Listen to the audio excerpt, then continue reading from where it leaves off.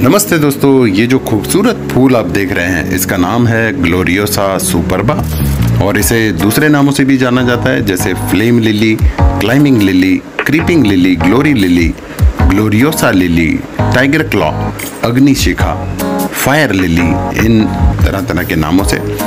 और इस फूल को आप देखेंगे, इसकी बनावट और इसके रंग बिल्कुल कर्नाटक के झंडे की तरह है, पीला और लाल।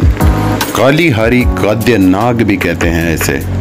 और दोस्तों ये फूल जिम्बाब्वे का नेशनल फ्लावर है और एक बार कहते हैं क्वीन एलिजाबेथ II जब वहां गई थी तो उन्हें एक डायमंड का ब्रोच दिया गया था जिसकी शेप इस फूल की तरह थी। दोस्तों ये पूरा का पूरा पौधा बहुत ही जहरीला है। जितना ये खूबसूरत दिखता है उतना ही ये जानलेवा है। इसके फूल से लेकर जड़ तक हर चीज जहरीली है दोस्तों, इससे बच के रहिए।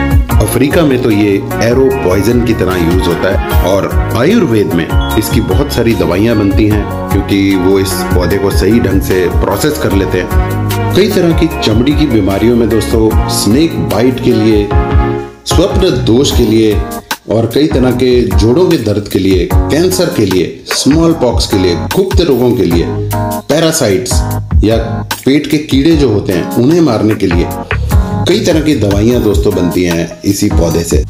वैसे तो ये पौधा जंगलों में ही आपको देखने को मिलेगा, लेकिन भारत में कई फार्म्स पे इस पौधे की फार्मिंग हो रही है और जो पूरा संपूर्ण पौधा है ये सारा दवा की कंपनियों को सप्लाई किया जाता है जहां पर इसकी तरह तरह की दवाइयां बनती हैं।